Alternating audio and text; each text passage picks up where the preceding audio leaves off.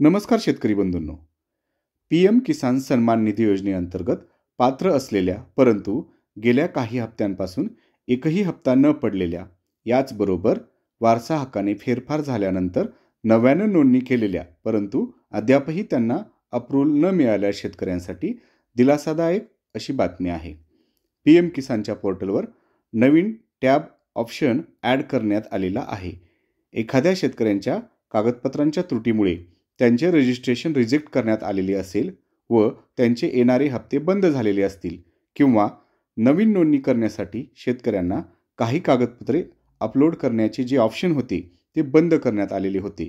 त्यामुळे त्यांचे नवीन रजिस्ट्रेशन अद्याप अप्रूव्हल झालेले नव्हते. अशा सर्व शेतकऱ्यांना आता अपडेट मिसिंग इन्फॉर्मेशन नावाच्या टॅबद्वारे आपली माहिती अपडेट करता येणार आहे. या अपडेट मिसिंग इन्फॉर्मेशन टॅबच्या आधारे त्यांना आपल्याला जी कागदपत्रे त्रुटीद्वारे मागण्यात आलेली आहेत ती सर्व कागदपत्रे अपलोड करता येणार आहेत. यापूर्वी रेग्युलर PM किसानचे हप्ते मिळत असलेल्या शेतकऱ्यांना रिजेक्ट करण्यात आलेले होते व त्यांचे रेग्युलर येणारे हप्ते बंद झालेले होते. परंतु त्यांचा अर्ज कोणत्या कारणामुळे रिजेक्ट करण्यात आलेला आहे, कोणत्या कारणामुळे त्यांचे हप्ते येणे बंद झालेले आहेत याचे काहीही उत्तर न देता रिजेक्ट बाय डिस्ट्रिक्ट असे दाखवण्यात येत होते, ज्याच्यामध्ये शेतजमिनीच्या फेरफाराशी संबंधित कागदपत्रांची मागणी किंवा त्रुटी असतील अशा त्रुटी दूर करणे गरजेचे होते. बऱ्याचशा शेतकऱ्यांनी वारसा हक्काने जमीन नावावर झाल्यावर नवीन रजिस्ट्रेशन केलेले होते. या रजिस्ट्रेशनच्या अंतर्गत वडिलांचे आधार कार्ड किंवा फेरफारची प्रत अशी बरीच कागदपत्रे मागण्यात आली होती, जी अपडेट सेल्फ रजिस्ट्रेशनच्या माध्यमातून अपडेट करता येत होती. परंतु हे ऑप्शन टॅब बऱ्याच दिवसापासून बंद करण्यात आलेले होते. आता हे टॅब अपडेट मिसिंग इन्फॉर्मेशन या नावाने परत सुरू करण्यात आलेले आहे. याच्या अंतर्गत नवीन रजिस्ट्रेशन असेल तर नवीन कोणती कागदपत्रे अपलोड करायची आहेत हे दाखवले जाईल.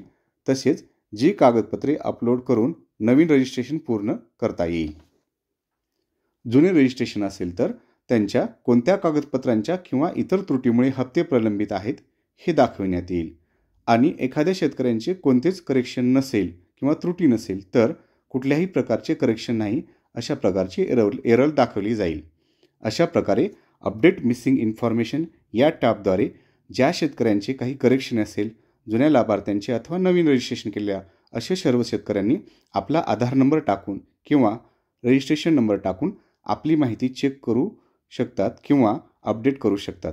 म्हणजेच 19 नोव्हेंबर 2005 या दिवशी जो PM किसानचा 21वा हप्ता शेतकऱ्यांच्या खात्यावर पडणार आहे त्यासंबंधी शेतकऱ्यांना अडचण येणार नाही. धन्यवाद.